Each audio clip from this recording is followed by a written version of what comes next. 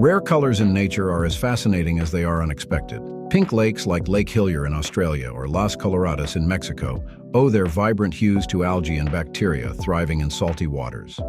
The rainbow eucalyptus tree, native to the Philippines and Indonesia, stuns with multicolored bark that peels to reveal layers of green, blue, orange, and maroon.